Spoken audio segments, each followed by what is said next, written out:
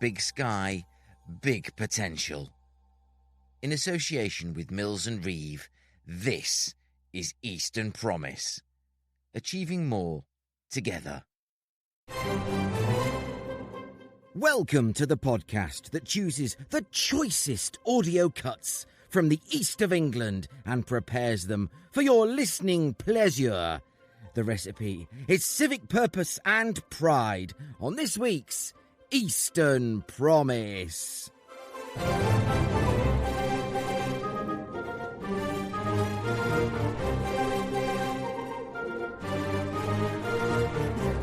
I'm Mike Rigby, and this week my guest is Councillor Cameron Holloway, leader of Cambridge City Council. Cameron will be telling us about his ward, his route into politics, and the work the council are doing to fight inequality across Cambridge. With the Oxcam Arc and the Cambridge-Manchester Partnership gathering speed, we'll also discuss how the council balances national and international interest in the city with local need. So stick around to hear from Councillor Cameron Holloway, leader of Cambridge City Council, on episode 163 of Eastern Promise.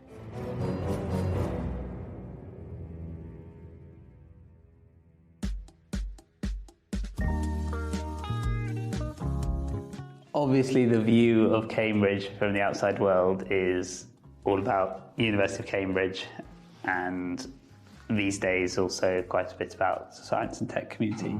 And all of that is great. They're very, very good things, and they also bring a lot of positive benefits to the city. Actually, much of the areas that aren't the sort of fairly small city centre, or perhaps some of those science parks, as you say, or biomedical campus, areas like that, are perhaps a bit more normal. That's probably something that most people don't realise about Cambridge. Cambridge more normal than you think. Now, I won't lie. Talking about opportunity and potential across the east of England is kind of why I started Eastern Promise in the first place. And if, like me, you're looking for prospects for strong, sustainable growth with a clear sense of civic responsibility, then Cambridge is not just our region's go-to location, it's the UK's as well. However, to its residents, Cambridge isn't just a location for investment, it's home. And it's the job of Cambridge City Council, along with its partners, to engage positively with global interest in the city, maximising the benefits for local people and minimising negative impacts. I wanted to understand more about these challenges, and who better to ask than Cambridge City Council's leader, Councillor Cameron Holloway. I met Cameron in the leader's office at the home of Cambridge City Council, the iconic Guildhall. First of all, I need to give a quick hat tip to East Anglia Bylines, who published a very interesting interview with you, which I read, which was fascinating stuff. I'll call it an inspiration for what I'm about to ask. But my guest today is the leader of Cambridge City Council, Councillor Cameron Holloway. Cameron, welcome to Eastern Promise, and thank you for your very valuable time. Thanks very much, Mike. Really good to be with you. Thank you very much. So we'll start by saying, please introduce yourself. Who is, for listeners who are outside Cambridge and in the wider region and indeed the world, who is Cameron Holloway? Well, I don't know how many people across the world will want to know who I am, but I think you're selling yourself short there. Well, maybe they will. Maybe I hope they will. Yeah, you should. And my very brief history is that I came to Cambridge for university. I studied German and Russian. I then did some work in publishing, and then most of my work for the next 6 years was in prison education, which I enjoyed a lot. It's a very difficult field to be working in, but it's also one that I think is very meaningful and one where there's a huge amount of room for improvement. So for me, going into prisons was something very powerful and also quite shocking at times. That's part of my personal commitment to wanting to help people in society who are struggling and have been through very difficult times, and also through that to make our communities safer. And then I got involved in local politics. I was sitting at home in the pandemic, in the first lockdown, like a lot of other people, probably sort of getting bored, getting frustrated with some of the things the government was doing, particularly some of the corruption relating to the PPE contracts at the time. That really angered me, and I thought, okay, what can I do about this? So I decided to join the Labour Party at that point, and as I suppose happens, I got more and more involved, quickly stood for the council, narrowly missed out on becoming a councillor, and then did become a councillor, and I am now the leader of the City Council. Wow. So tell us briefly about your ward. So my ward is Newnham Ward. Newnham Ward is one of the most affluent wards in Cambridge. It's a lovely ward to represent, and I've met lots of absolutely fantastic people in Newnham. As I say, it is a place where people generally are pretty fortunate and living good lives, and that's something that as a councillor I'm grateful for as well when I'm representing those people. But it's also important to recognise that that's not the case for everyone in Cambridge, and so a lot of my work has also focused on helping people in other wards across the city, particularly obviously now that I'm leader. But Newnham's lovely. It's got a lot of colleges. It's got, I think, 13 of the University of Cambridge colleges within it. And so large student population in the ward, but also quite a lot of people who are in some way associated to the University of Cambridge, but also other people who are not and are just people living in Cambridge. So it's a lovely place to represent. It's got a lot of green spaces. It's got a lot of nice people, and I've enjoyed it. When I usually turn up in this city, it's to go somewhere like Cambridge Science Park, the Glass House and across the Station Square, all the nice shiny bits, and I'm usually here to see shiny things. I just wanted to give you an opportunity to give us a pen picture of the side of Cambridge that people like me don't often see, and how the council and yourself are working to sort of raise aspiration and opportunity in those areas. Yeah, so like you, I do spend time in some of those places you mentioned, but I also spend a very large amount of time in some of our wards where people are struggling a bit more. So that's places like Abbey, King's Hedges, Arbury. And as a council, we do, of course, from an equity point of view, focus a lot of our efforts on the people who need more help. That's the right way to do it when we've got a city where we do have some very, very wealthy people and we do have some people who are struggling. We're known, unfortunately, as a city that is very unequal, and that's something that is a source of shame for us, really, and something that we really need to work to tackle, and we do.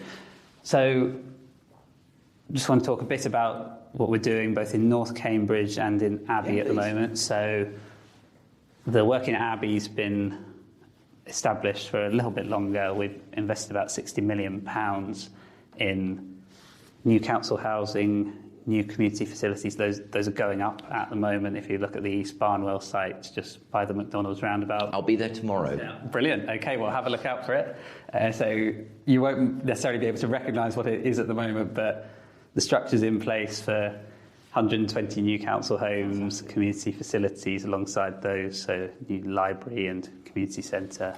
There's going to be some shops as well. And then we're also doing some wider work with community organisations in Abbey to look at how we can, rather than just sort of us saying, well, we're going to do this, what do you think of it, actually having organisations themselves come forward with particular ideas. And some of those, like the Parent Power Project, have then also received some support from some of the larger businesses in the city. So what you were talking about with the sort of more glitzy side of Cambridge, actually, lots of those organisations do, to be fair to them, do a lot of good work to support people who aren't as well off in the city. So then we're trying to learn from that work in Abbey to also do a similar kind of thing in North Cambridge. So we're at the moment focusing particularly on the sites of Arbury Court, which is a sort of local shopping and community centre, and then nearby site of council homes, which is Kingsway Flats, and again a couple of homes around there as well. So partly that's about council housing regeneration again and building more new council homes, but it's also about providing brand new community facilities. And the approach we've taken is to, rather than just focus on that regeneration, is to do a wider engagement with the community to say, what are the things you actually want? And things that came back up, people want to feel safer, so they want more lighting, for example. They also want their roads and pavements to be safer, so it looks like there'll be some fairly small things that we can do to try to keep people safe as they're crossing roads within and between the different parts of the community in North Cambridge.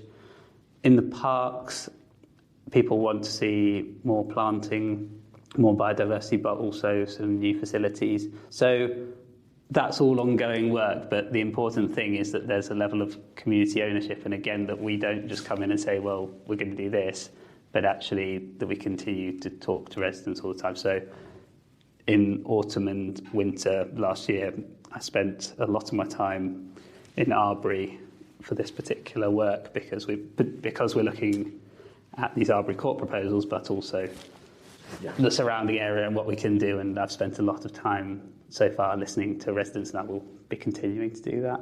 Absolutely. I'm dropping in on Abbey People. Oh, great. Oh, well, they're brilliant. Yeah, exactly. They've really helped us a lot.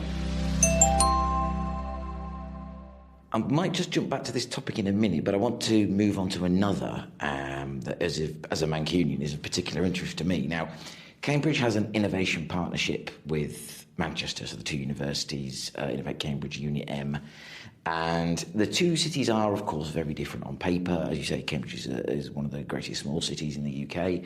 I hold back from saying the greatest small city in the UK because I'll get letters and emails. And on the other hand, you've got major conurbation in the UK's second city. I don't care what Birmingham says, let them sue. And as a fierce but friendly supporter of this partnership, my take from it is that the major thing that the cities share, there's lots of complementary areas, some areas where Manchester's that little bit stronger, some areas Cambridge is a little bit stronger and they're sharing, and there's lots of sort of links. But it's really around the shared values piece. The two places have very similar values in terms of we're doing really well as an ecosystem, but there are people here, as we've said, who are not doing very well, and that is not right, and we should do something about it. And obviously wider about opportunity generally in the city. And I just want to sort of ask you to reflect on first your awareness of the partnership, what it means to this authority, this city, and yourself, and how you want to see that grow and develop. And bring more to each place and all the places in between. Yeah, I'm really glad that we have this partnership, and I think it's an example of what we can do in Cambridge to spread prosperity across the country. So for me, when we think about the economic success of Cambridge, there's first of all, the simple equation of just more economic success then leads to more tax receipts, which go back to the government and then can be distributed across the country. That's number one, and that's a great thing, but that, I think, is something that is our baseline, and then we can aspire to more. So I also, as already discussed, as the leader of Cambridge City Council, think a lot about the poverty and the inequality that exists within our own city. However, I'm also very cognizant that overall, when we look at deprivation, even the most deprived areas of Cambridge are very far from the most deprived areas in the country. And so, actually, I am aware that we don't just want to hoard benefits in Cambridge, we want to spread them out to the rest of the country. And so partnerships with places like Manchester, I think, are a really good way that we can do that. And we should be, for example, using the manufacturing opportunities in and around Manchester for some of the companies that develop from some of the great research that happens in Cambridge. So I see that as very beneficial for us, but also beneficial for the country. It's a really good thing.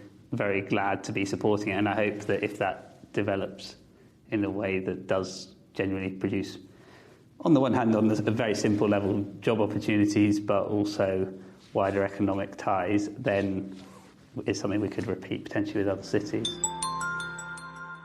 The government are consulting now, and I know Cambridge City Council will obviously have its view and submit it to the process, on a centrally led development company. And I was just wondering to myself as I was reading that, how much should we read into the choice of the word led over run? Rather than centrally led, rather than centrally run, will the majority of the administrative board, executive board be local? And I'm just, how do you balance that level of interest with your responsibilities to the city? And because obviously Whitehall has its ways. I'll put it no stronger than that.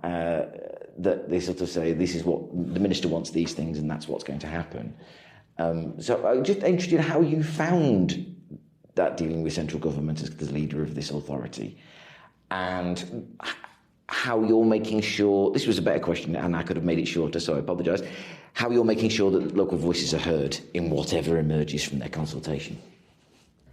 Yeah, so the consultation we're expecting in the first half of this year. We haven't seen it yet and it hasn't opened yet, but there was the announcement from government in November last year of the £400 million for the Cambridge Growth Company, and also the intention to consult on a centrally led development corporation, as you say. So this is clearly a very significant issue for Cambridge and surrounding area. It recognises the fact that we are the most intense science and tech cluster in Europe and the world.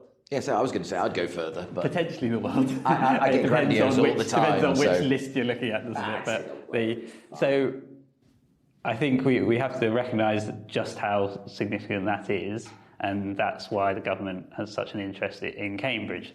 Now, for me, I'm proud of what we do contribute, and that's medical advances that make a difference to literally millions of lives in the UK, but also across the world. That's a fantastic thing that we do. There are also lots of other innovations and technological improvements that happen here in Cambridge that don't happen anywhere else. So all of that is fantastic, and we want that to continue. But you're absolutely right that what's crucial in this whole process, and we don't have much certainty about the process as it stands, is that local voices are heard, and that the kinds of things that people have in and around Cambridge have been asking for a long time are a part of the process. So Cambridge has already been growing very rapidly in recent decades, and I think we are seeing some of the strains of that. And so I think that from this process there are some things that could really benefit people who are already here, as well as who might want to live here in future, but also play into the government's overarching aims of economic development. So, first of all, it's incredibly difficult to afford to live in and around Cambridge. That's why I think that boosting housing supply, but particularly with a focus on affordable housing, is vital. That's why we as a city council are one of the biggest council house builders in the country. Yeah. Because it's really, really important. But we're currently not able to go as far as we would like. We, of course, want to build more and more homes for people who really need them, so that we don't end up with more people living further and further away from Cambridge and then having to commute in. Transport, huge issue for people right now. So if the government can help us with transport solutions, that would be very welcome, and that would be welcome for people now, also welcome for people in the future. Similar with both water and wastewater. So we have, across the whole of the east of England, really a big challenge with water scarcity. That's a complex problem, and for us as a local authority, very difficult to solve on our own. If the Growth Company and the Development Corporation can help with that, that would be very welcome. Similar challenge with wastewater. It's a pretty fundamental issue. Yes, exactly. Where if your sewage isn't sufficient for new growth. So again, complex one to sort out, but absolutely vital. And if the government can help us with that, that's going to be great. So I think there are long-standing challenges that residents have told us they care about, that the Development Corporation could help with. I also think that it's vital that in the setup of any development corporation, local voices are heard. And part of that is through me or other representatives. Of course, that is part of how we function in a representative democracy. But also, it has to be about going out and engaging with people. And that's about, as we are trying to do at the City Council, getting out into communities rather than necessarily just sort of putting up a consultation on a website, because that will inevitably be self-selecting in who responds. Inevitably, with local government consultations, it tends to be those most exercised in opposition who will respond. Plus, on the other side, it will be those with, I don't want to say vested interest, but an interest in whatever project it is in support of the proposal. The vast majority of people, I would think, who are either completely ambivalent, unaware, or generally supportive, don't tend to bother because they just think that'll probably happen anyway. That's fine. And how do you? I mean, that is a caricature based on my decade plus of experience of consultation events. How do you create a consultation, or how do you think we should create consultations that are captures the full range of views from it's fine to over my dead body, because only then can, I suppose, you can generate across the board support. It's very difficult, and I don't envy you your job. Yeah, it's something I think about quite a lot, because, as you say, if you simply put out a question and do you want this as yes or no, and then you're going to get the people who, or you sort of have a rating of yes, I really want it, kind of want it, don't quite want it, really don't want it, you'll get the extremes usually in these situations, because that's who's motivated to respond. So I think that's why, first of all, it's important to remember that consultations are not referenda. Yes. And I think it's always important to be clear with the public about that. And that's why actually I tend to favour qualitative responses, so that people are giving feedback on specific elements of an issue rather than quantitative, because if you're just adding up how many people out of often a fairly small number have supported or opposed a particular measure, then that's not always going to reflect the population at large. Obviously, you can't then really accurately reflect the population at large, because it's hard to... You can't really do a poll of everyone for every particular issue. So what we're trying to do is a wide range of different approaches, because online works for some, being in person works for some, going to the community centre will work for some because that's where they go every week, or going to a shop where people are already coming to do their shopping can work. So we try all sorts of different things. It's very hard. And what we're doing in North Cambridge at the moment is we are having consultations on specific aspects of our proposal. So on the regeneration sites that we have, where we've got some specific proposals for new housing and new shops, for example. But on the wider issues relating to North Cambridge, we try to do a very broad engagement exercise which asks people things like, what do you want for the area? And we've built up a lot of evidence over several years now over what people do want for Cambridge. That's really good, yeah. And actually, sometimes that can be, certainly as a starting point, a more helpful way of doing things. And then, obviously, once you have some specific proposals, you've got to ask someone about them. But that at least gives you a starting point for something that can perhaps build some consensus. And actually, we've found one of the things people care the most about is nature, open spaces, trees, biodiversity. That came through in our budget consultation this year. And I think Cambridge obviously is known as a place that's got a lot of green spaces, but that doesn't happen without the City Council choosing to manage them. Yeah, and they just spring up, and then, they don't have a flock of birds that come in and, otters coming out of the river and self-managing it. We'll be back with Councillor Cameron Holloway soon. But first, it's time for this week's Eastern Insight.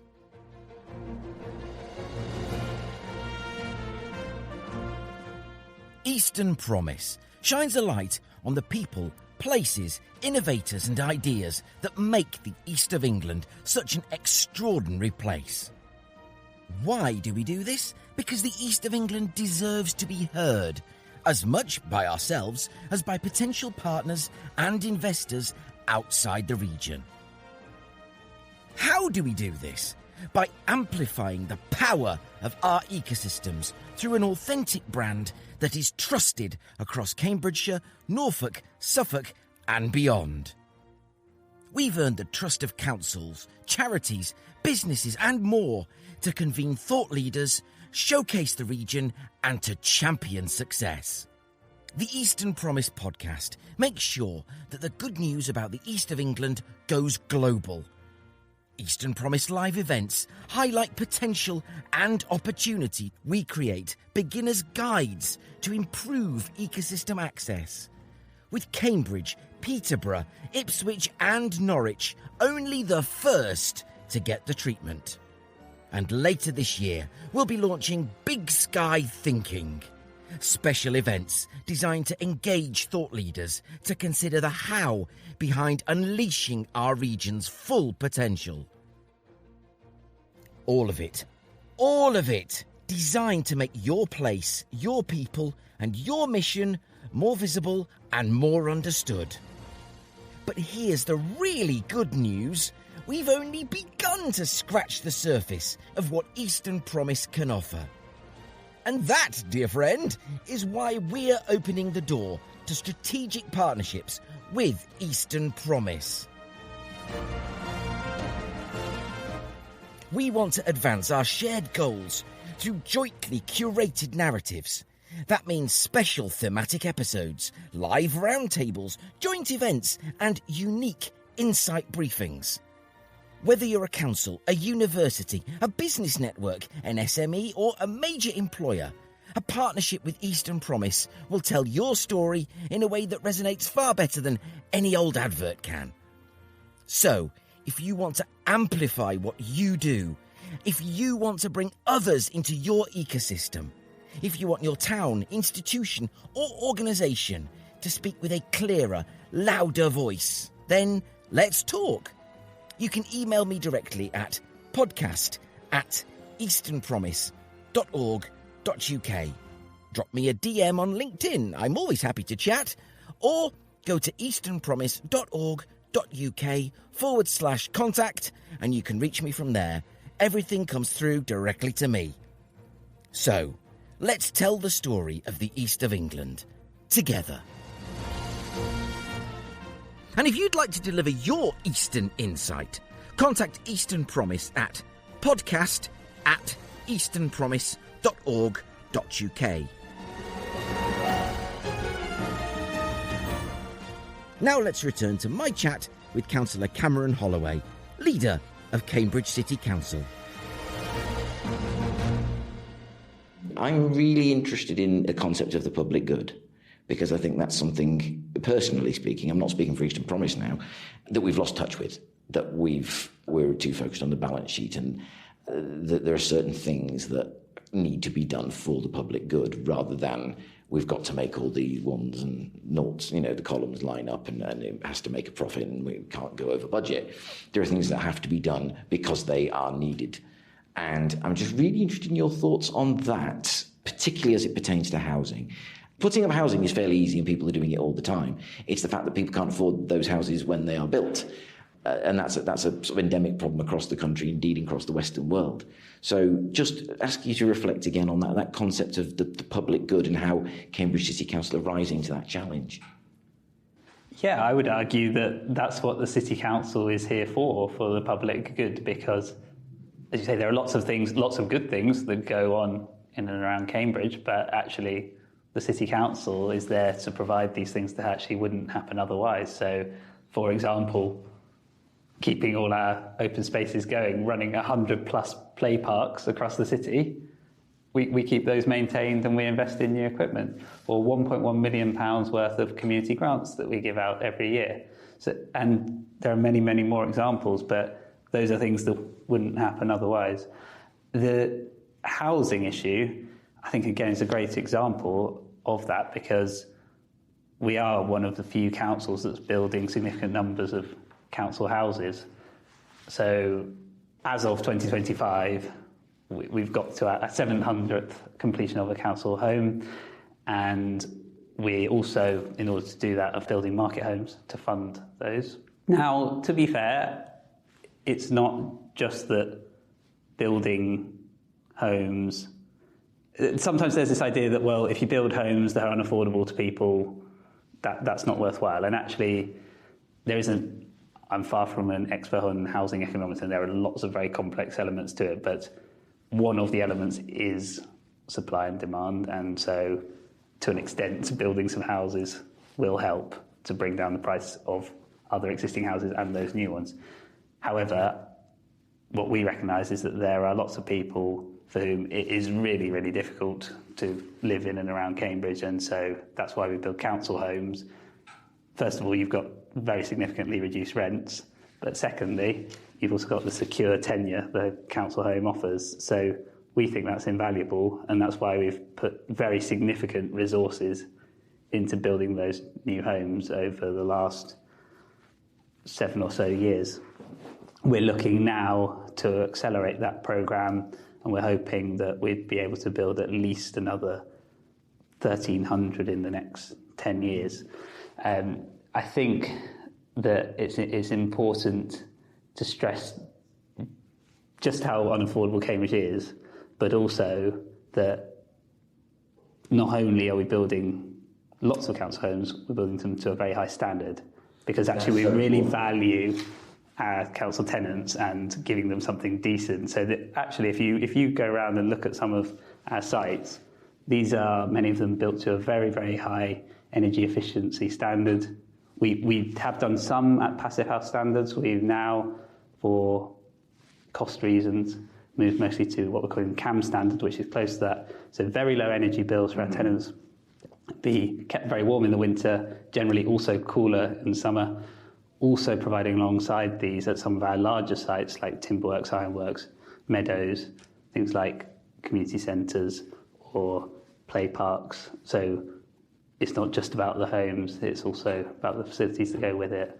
And that is absolutely vital to us. I'd say that's our flagship policy at the City Council. Well, I mean, as you'll know, Cambridge would fall over if it was solely dependent on the dons and the researchers and the tech bros and ladies. It needs everybody in the ecosystem working, as one, and that will invariably mean people who aren't on the big wages. It will mean people, staffing the cafes and cleaning the offices, and they all need places to live that they can afford, and they can't be coming in from Bedford or Newmarket every day.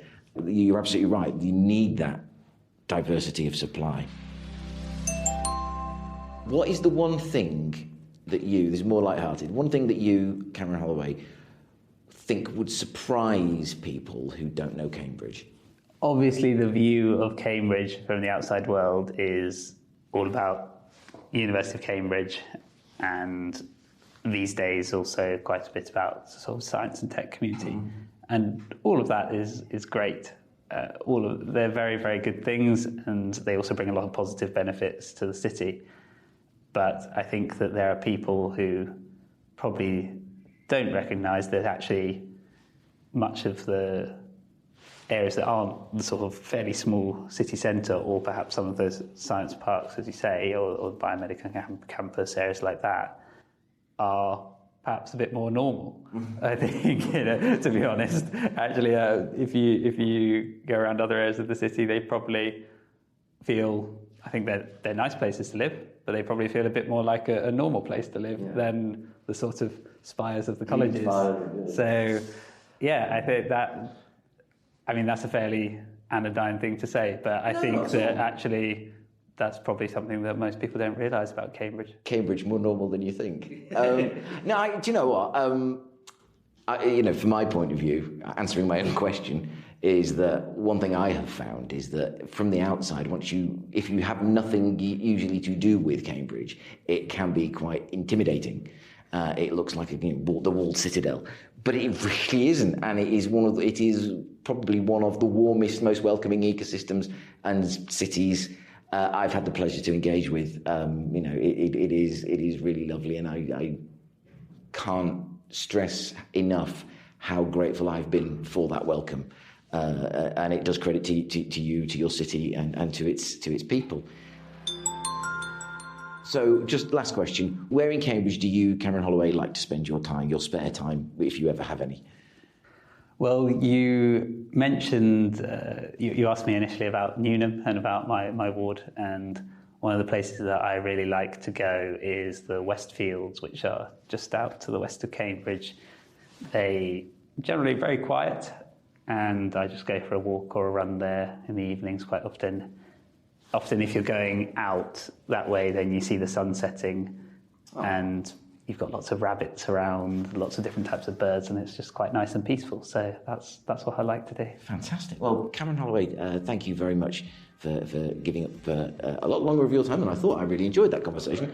To Eastern Promise this afternoon, and all the best for the future. Thank you. No worries, thank you. I enjoyed it too.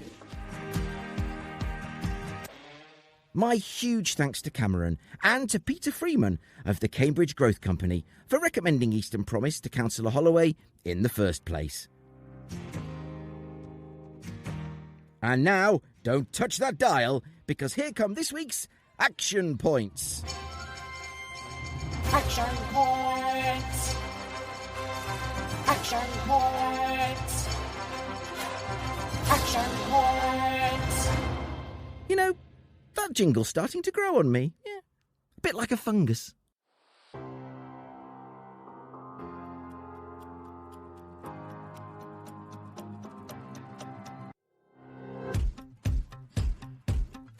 Action point 1. Do not underestimate the challenge of managing keen national and international interest in your city whilst simultaneously protecting your citizens' interests, ensuring they benefit early and often from the proceeds of growth. Action point 2. Reassure yourself that Cameron and his colleagues have made a strong, positive start, engaging with an open mind and a will to drive for success, whilst stressing their support is based on residents continuing to benefit from these proposals. Action point 3. Opportunity and challenge are two sides of the same coin. One inevitably follows the other, so ensure you scrutinise challenges to break out those opportunities and stress test opportunities for hidden challenges. Those are my Action Points! Action Points! Action Points!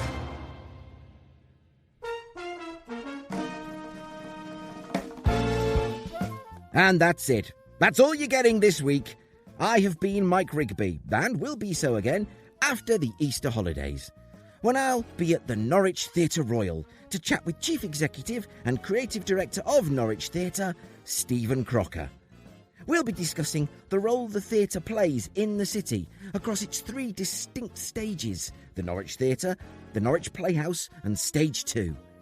I'll be asking Stephen about the importance of the creative arts to him, to the city, and how culture plays a huge role in the East of England's economy.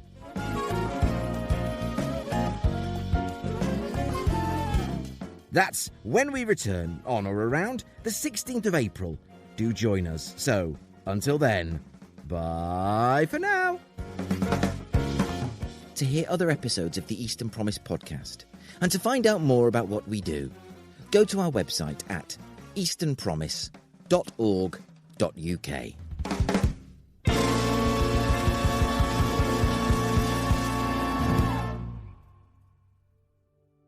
Eastern Promise is a Pudding Shed production in proud association with Mills Reeve.